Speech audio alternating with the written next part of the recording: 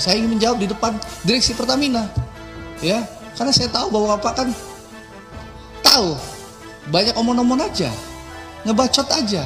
Sekarang setelah Jaksa Agung melakukan penegakan hukum, ya, di bawah eranya Prabowo, siapa saja yang melanggar hukum, yang korupsi disikat zaman Pak Prabowo, baru dia pura-pura muncul sebagai pahlawan kesiangan. Dan alhamdulillah jejak digitalnya banyak. Ngaku nggak pernah jadi diri, ditawarkan diri, ternyata pernah ditawarkan diri oleh Pak Jokowi. Ini banyak kebohongan-kebohongan. Jadi saya minta teman-teman, mari kita rasional, ya. Itu hak teman-teman mau ngundang Ahok, silahkan. Tapi ya ngapain kita kasih panggung? Serahkan kepada aparat penegak hukum, Kejaksaan Agung yang sudah bekerja luar biasa.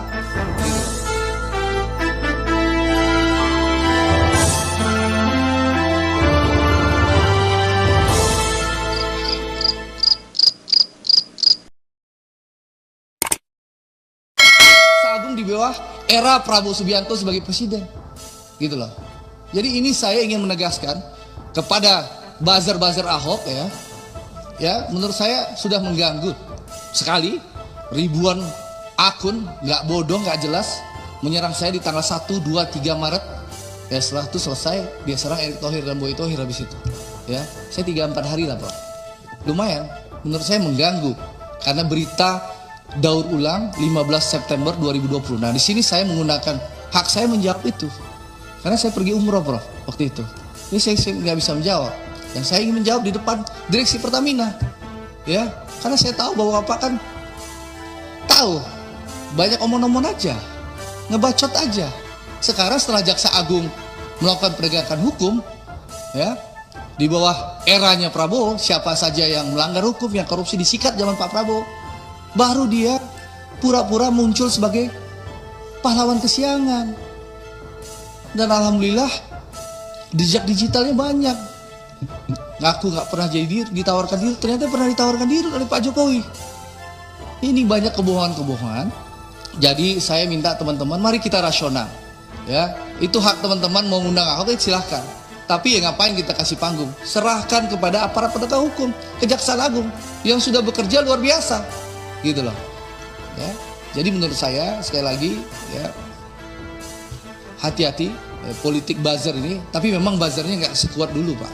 Waktu dulu Pak Simon, saya duduk di meja situ di ujung, saya bilang Ahok tuh komisaris rasa dirut. Pak Simon, karena waktu itu Ahok itu sangat berkuasa, powerful waktu itu karena dekat presiden, buzzernya luar biasa. Sebulan saya diajar. Tapi kalau sekarang karena udah jauh dari kekuasaan, 3 hari doang dia mungkin mampu bikin buzzernya. Itu Pak Mufti. Dulu waktu saya duduk di sebelah Pak Mufti itu, gara-gara komut rasa dirut, 1 bulan, 3 bulan saya dihajar sama Ahok. Itu hebatnya medsosnya pasukan Ahok tuh, Pak Deka. Terus sekarang karena mungkin sudah gak berkuasa, hanya 3 hari Pak Simon. Jadi saya ingin menyampaikan sekali lagi, selamat bertugas. Saya tunggu roadmapnya Pak Simon. Buktikan bahwa Pak Simon bukan pilihan yang salah dari Presiden Prabowo. Tunjukkan kepada rakyat Indonesia bahwa konsistensi Presiden Prabowo, bahwa beliau tidak ingin omong-omong, bahwa beliau ingin mewujudkan kita betul-betul di periode 2025, 2024, 2029 ini kita bisa bersuasembada energi, bersuasembada pangan, dan kita bisa berdiri di atas kemampuan kita sendiri. Apalagi Pertamina salah satu ujung tombak dan antara. Harapan kita, harapan kami, ya, seluruh harapan rakyat Indonesia, tentu Pertamina benar-benar bisa membenahi tata kelola, ya, sehingga bisa jadi perusahaan yang sehat, menghasilkan keuntungan, dividen yang bisa memperkuat Danantara. Kita tahu Danantara ini adalah cara percepatan bagi Presiden Prabowo agar ekonomi Indonesia tumbuh 8%.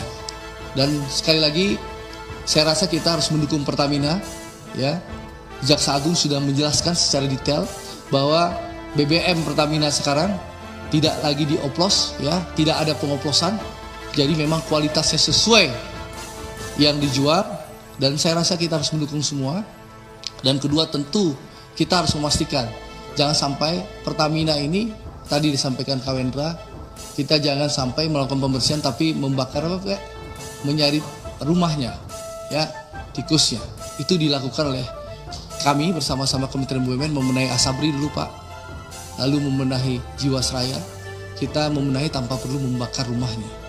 Kasihan Bu Emma nanti Pak, ya saya dengar banyak bank asing sudah nelfon Bu Emma gara-gara kasus ini. Jangan sampai Bapak default gara-gara isu yang tidak benar berkembang. Ya ini juga penting, Pertamina ini ujung tombak kita, BUMN terbesar kita, ya harus kita dukung bersama-sama. Kalau ada yang salah, tentu harus dibenahi. Kalau ada yang maling, silahkan proses hukum berjalan. Jadi saya ingin menyampaikan, sekali lagi kita jangan sampai memberikan panggung kepada orang-orang yang pansos melihat kinerja Kejaksaan Agung yang luar biasa di era Pak Prabowo Subianto. Ya kalau Anda punya kekuasaan dulu, ya Anda laporkan. Anda punya bukti, Anda bawa ke aparat penegak hukum. Jangan hanya podcast, lalu bawa buzzer-buzzernya, bangun opini di media sosial. Itu namanya omon-omon. Omon-omon, itu teh. Jangan kita omon-omon. Kalau Anda menikmati puluhan miliar sebulan, setahun, Anda terima penghasilan dari Pertamina setahun, ya lebih gede kan penghasilannya Ahok di Pertamina daripada Prof. Darmadian di DPR, betul? Lebih besar penghasilan Ahok di Pertamina jadi komut atau penghasilan Prof. Darmadi di DPR? Puluhan miliar, Prof. Besar gak? Nah, jadi gitu. Memang banyak teman-teman sudah menyampaikan, saya hanya menyampaikan sedikit saja. Yang pertama, kita tahu Pak Simon diangkat jadi komut Pertamina, lalu dilanjutkan jadi dirut ya. Pertama jadi komut dulu.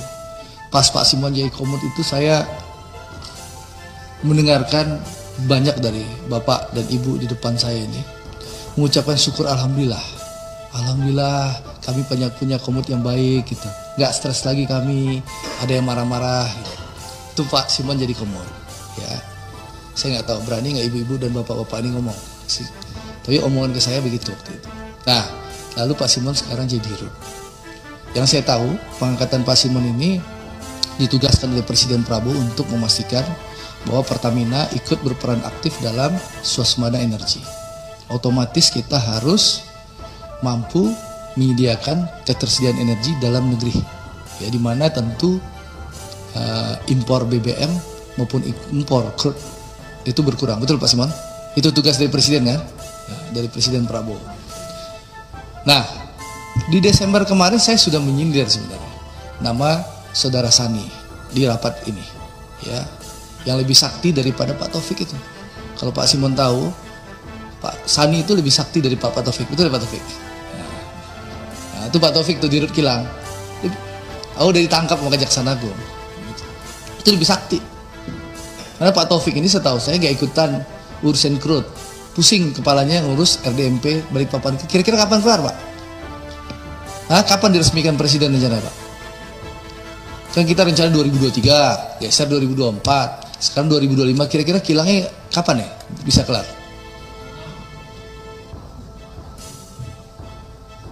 September 2025. Nah, saya berharap jangan molor lagi, karena kilang ini bukan hanya urusan menghasilkan BBM Pak Simon, tapi juga petrokimikal, juga akan mendukung dan mendukung Indonesia juga bisa swasembada farmasi nanti.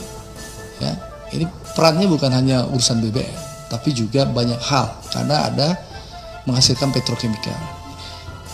Jadi tadi disampaikan Pak Herman Khairot, kita tunggu roadmapnya Pak Simon. Ya, nanti habis Lebaran kita akan undang lagi. Tolong Pak Simon paparkan periodisasi Simon Alesius Mantiri menjadi dirut Pertamina. Apa langkah-langkahnya untuk mencapai arahan Presiden Prabowo bahwa kita bisa berswasembada energi. Apa langkah-langkah Pertamina? Ya, meningkatkan cadangan sumber minyak kita, lalu kilangnya gimana, lalu energi baru dan terbarukan yang disampaikan Pak Adi tadi. Nah, itu yang kita tunggu pertama ya. Yang kedua soal libur Lebaran. Saya sudah berpengalaman 5 tahun ini, kalau Lebaran alhamdulillah Patra Niaga selalu mampu mengantisipasi dan mengatasi. Bicara dapil saya Sumatera Barat, saya ucapkan terima kasih Pak Ega ya, bahwa selalu SAM-nya dan juga GMOR itu selalu kerja keras dan tidak ada masalah.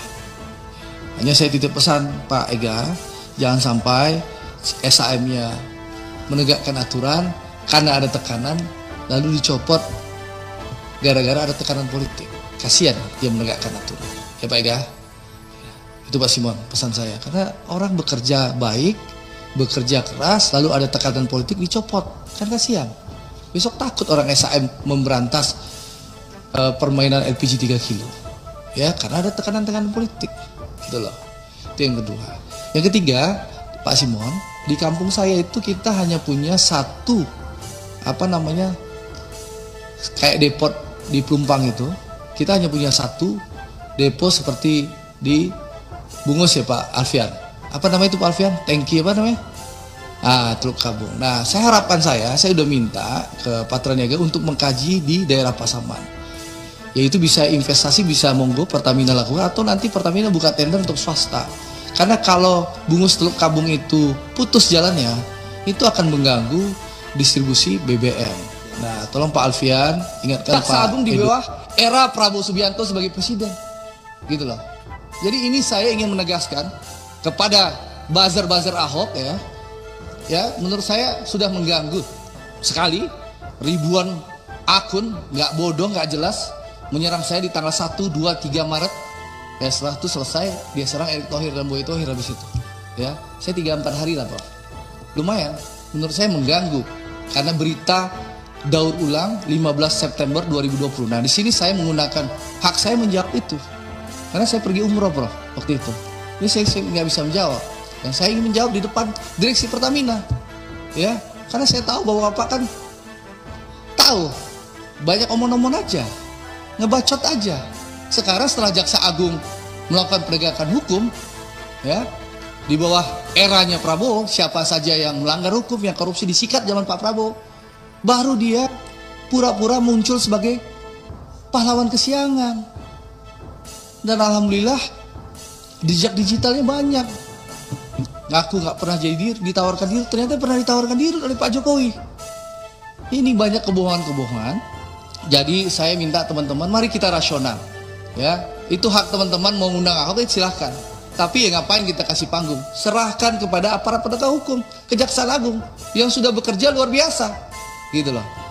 Ya, jadi menurut saya sekali lagi ya hati-hati politik buzzer ini. Tapi memang buzzernya nggak sekuat dulu Pak.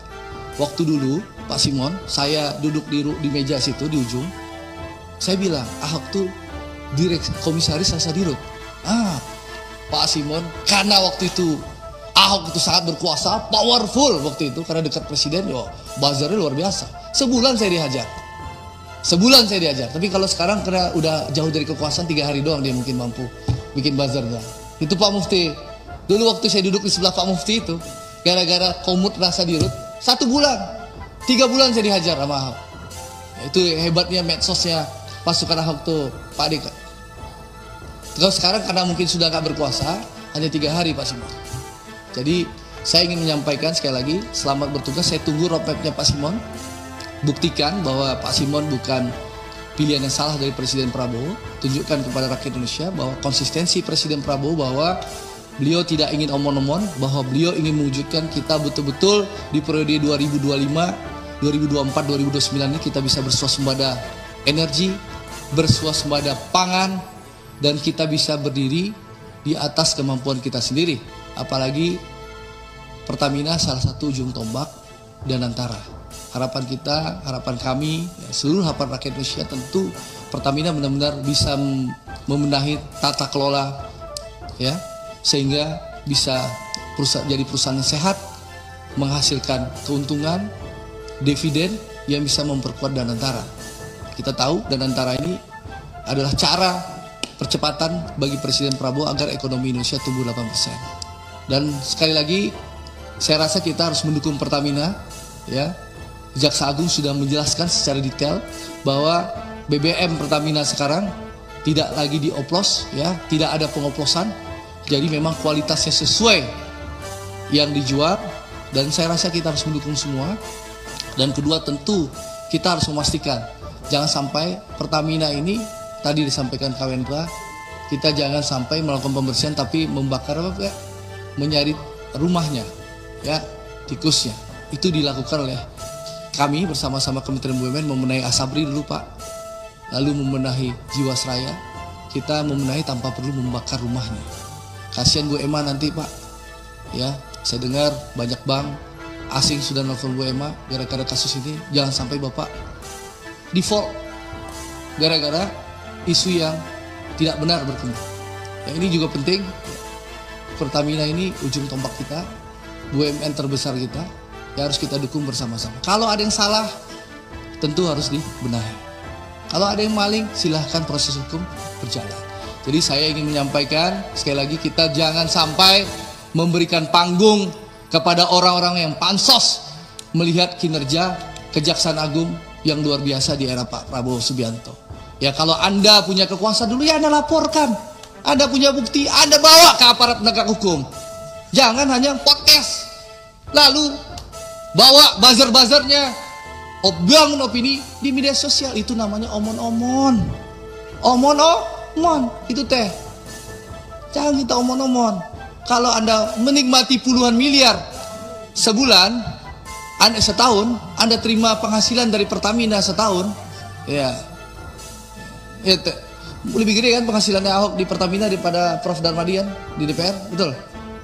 Lebih besar penghasilan Ahok di Pertamina jadi Komut atau penghasilan Prof Darmadian di DPR?